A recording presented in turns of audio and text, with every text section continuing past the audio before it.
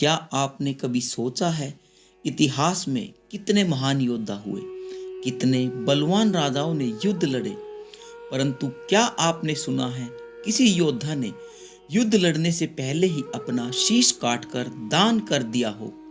इतना अद्भुत बलिदान क्यों दिया गया? बर्बरीक, जिनके पास 3 बाणों का वरदान था, वो अकेले पूरे महाभारत का रुख बदल सकते थे। फिर ऐसा क्या हुआ कि उन्हें युद्ध में उतरने का अवसर ही नहीं मिला और स्वयं भगवान श्री कृष्ण ने उनसे शीश मांग लिया और यही शीश बाद में खाटू नगरी में प्रतिष्ठित हुआ, जिसे आज करोड़ों लोग श्याम बाबा के नाम से पुकारते हैं। क्या रहस्य छिपा है इस बलिदान के पीछे, और क्यों कहा जाता है कि कलयुग में श्याम ही साक्षात कृष्ण है? दोस्तों, इस वीडियो में आपको केवल एक छोटी सी कथा ही नहीं, बल्कि एक संपूर्ण यात्रा सुनने को मिलेगी। हम साथ मिलकर जानेंगे बर्बरीक का जन्म और उनकी अद्भुत शक्तियों की कहानी। महाभारत के युद्ध से ठीक समय पहले क्या हुआ, क्यों भगवान श्री कृष्ण ने उनसे शीश दान मांगा, कैसे उनका शीश युद्ध का साक्षी बना, और आखिरकार उन्हें कलयुग में खाटू श्याम के रूप में पूजने का वरदान कैसे मिला।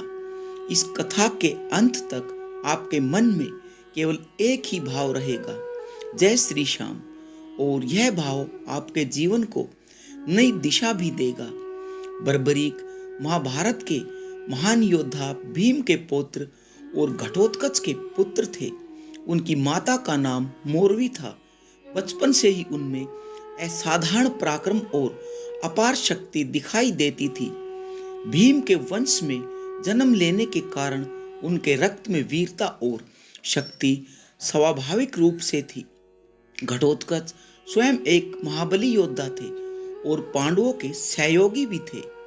इसलिए जब बर्बरीक का जन्म हुआ, तब से ही यह संकेत था कि यह बालक साधारण बालक नहीं है। 3 बाणों का वरदान बर्बरीक बचपन से ही माँ दुर्गा और भगवान शिव के परम उपासक थे। उनकी तपस्या और भक्ति से प्रसन्न होकर उन्हें 3 अद्भुत बाणों का वरदान मिला।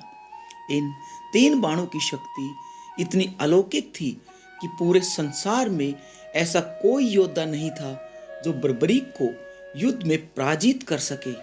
पहला बाण किसी भी वस्तु या व्यक्ति को चिन्हित कर देता, दूसरा बाण उस चिन्हित वस्तु को नष्ट कर देता, और तीसरा बाण सभी बाणों को वापस तरकश में लौटा देता। इसलिए बर्बरीक को 3 बाणों वाला वीर कहा जाता है। केवल 3 बाणों से वे संपूर्ण युद्ध को समाप्त कर सकते थे।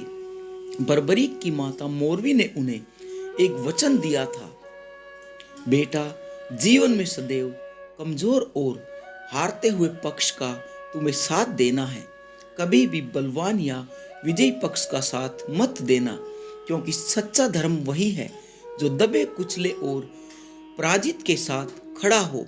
बर्बरीक ने अपनी माता के इस वचन को जीवन का नियम मान लिया। जब महाभारत का युद्ध शुरू होने वाला था, तब बर्बरीक भी अपने रथ पर सवार होकर युद्ध में भाग लेने के लिए निकल पड़े। उनके हाथ में केवल 3 ही बाण थे, परंतु आत्मविश्वास अपार। उनकी ख्याति सुनकर हर कोई आश्चर्यचकित था, लेकिन उन्हें यह नहीं पता था कि आगे उनकी मुलाकात स्वयं भगवान श्री कृष्ण से होने वाली है, और यही मुलाकात उनके जीवन की दिशा बदल देगी। महाभारत का युद्ध शुरू होने से पहले ही चारों ओर तनाव था। पांडव और कौरव अपनी अपनी सेनाओं के साथ कुरुक्षेत्र में आमने सामने खड़े थे। हर योद्धा अपने सामर्थ्य और शौर्य को दिखाने के लिए तत्पर था। उसी समय बर्बरीक अपने रथ पर सवार होकर युद्ध भूमि की ओर बढ़ रहे थे। उनके पास केवल 3 बाण थे और एक धनुष, परंतु उनके चेहरे पर ऐसा आत्मविश्वास था कि हर देखने वाला अचंभित हो जाता था। उनकी आभा और तेज देखकर यह समझ आ रहा था यह कोई साधारण योद्धा नहीं है। रास्ते में अचानक एक साधारण ब्राह्मण के वेश में भगवान श्री कृष्ण प्रकट होते हैं। उन्होंने बर्बरीक को देखा और कहा, वीर, तुम इतने गर्व के साथ किस ओर चले जा रहे हो? तुम्हारे पास तो केवल 3 बाण ही है। क्या इतने कम बाणों से तुम इस महायुद्ध में हिस्सा ले सकोगे? बर्बरीक ने मुस्कुराकर उत्तर दिया, हे ब्राह्मण देव, मुझे केवल 3 बाण ही पर्याप्त है।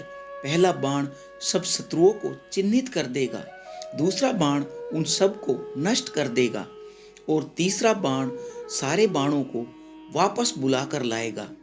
मेरे लिए संपूर्ण पृथ्वी को जीतना भी कोई कठिन कार्य नहीं है। श्री कृष्ण ने उनसे आगे पूछा, अगर तुम इतने ही पराक्रमी हो तो बताओ, जब तुम इस युद्ध में प्रवेश करोगे तो किसका साथ दोगे, पांडवों का या कौरवों का? बर्बरीक ने बिना झिझक कहा, मुझे मेरी माता ने वचन दिया है कि मैं सदैव हारने वाले पक्ष का साथ दूं। जहां भी दुर्बलता और हार होगी वही मेरा पक्ष होगा। इसलिए यदि पांडव हारते दिखेंगे तो मैं उनका साथ दूंगा और यदि कौरव हारते दिखेंगे तो मैं उनका साथ दूंगा। यह सुनकर श्री कृष्ण के मन में गहरा चिंतन हुआ। वे समझ गए कि यदि बर्बरीक युद्ध में उतरे तो यह युद्ध कभी समाप्त ही नहीं होगा, क्योंकि वे हारने वालों का साथ देते रहेंगे। आज पांडव हारते तो वे पांडवों की ओर चले जाते, कल अगर कौरव हारते तो वे कौरवों की ओर चले जाते। इस प्रकार युद्ध अंतहीन हो जाता और धर्म की स्थापना असंभव हो जाती।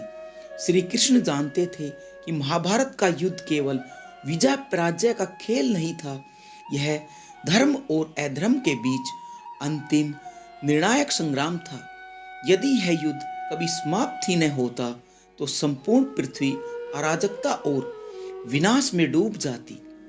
यहीं से बर्बरीक की कथा ने एक मोड़ लिया। कृष्ण ने अपने मन में विचार किया कि इस महान योद्धा की शक्ति को रोका जाना अति आवश्यक है, परंतु उन्हें रोकने का केवल एक ही मार्ग था और वह मार्ग था उनका बलिदान। जब श्री कृष्ण ने बर्बरीक की प्रतिज्ञा सुनी तो उनके मन में भारी चिंता छा गई। वे जानते थे कि यह वीर यदि युद्ध में उतरा तो न धर्म की स्थापना हो पाएगी और न ही महाभारत का कोई परिणाम निकल पाएगा। अब श्री कृष्ण ने निश्चय किया कि इस अद्भुत वीर से एक महान बलिदान मांगा जाए। कृष्ण ने धीरे से कहा, वीर, तुम्हारी शक्ति अद्वितीय है, तुम्हारे पास असीम पराक्रम है, परंतु यदि तुम्हें वास्तव में धर्म की रक्षा करनी है तो तुम मुझे एक वर दो। मैं तुमसे दान मांगने आया हूं। बर्बरीक ने उत्तर दिया, हे ब्राह्मण, मैं आपको वचन देता हूं कि आप जो भी मांगोगे मैं तुम्हें अवश्य दे दूंगा। मेरे जीवन का यही धर्म है कि दान देने से पीछे न हटूं। श्री कृष्ण ने गंभीर स्वर में कहा, मुझे तुम्हारा शीश दान में चाहिए। यह सुनकर पल भर के लिए बर्बरीक स्तब्ध रह गए, लेकिन अगले ही क्षण उनके चेहरे पर शांति और मुस्कान लौट आई। उन्होंने कहा, यदि यह शीश धर्म की रक्षा के लिए आवश्यक है, यदि इससे महाभारत का उद्देश्य पूरा होता है, तो मैं अपना शीश खुशी खुशी आपको अर्पित करता हूँ। कृष्ण ने उनकी माता के वचन की याद दिलाई। बर्बरीक की माता ने उनसे वचन लिया था कि तुम सदा हारने वालों का साथ दोगे। अब बर्बरीक ने सोचा, मेरी माता का वचन भी हमेशा सत्य रहेगा, क्योंकि यदि मैं शीश का दान कर दूंगा तो युद्ध में सम्मिलित ही नहीं हो पाऊंगा और किसी भी पक्ष का पक्षपात नहीं होगा। बर्बरीक ने युद्ध भूमि के समीप अपने रथ को रोका। उन्होंने भूमि पर बैठकर ध्यान लगाया। श्री कृष्ण ने अपना असली रूप प्रकट किया और बर्बरीक को दर्शन दे दिए। बर्बरीक ने आनंद और भक्ति से भरकर कहा, हे प्रभु, आपके हाथों में मेरा शीश अर्पित होना ही मेरे जीवन का सबसे बड़ा सौभाग्य है। उस क्षण बर्बरीक ने अपने ही हाथों से तलवार उठाई।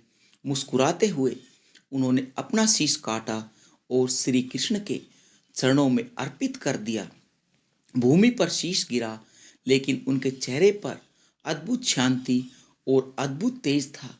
श्री कृष्ण ने उनके शीश को स्नेह से उठाया और उसे युद्ध भूमि के एक ऊंचे टीले पर स्थापित कर दिया। कहा जाता है कि उसी शीश ने संपूर्ण महाभारत युद्ध को देखा। हर आघात, हर रणभेरी, हर योद्धा का पराक्रम, सब कुछ उस शीश की दृष्टि के सामने घटित हुआ। बिना शरीर के भी वह शीश जीवित रहा, मानो ईश्वर ने उसे साक्षी बनाने के लिए ही यह बलिदान लिया हो।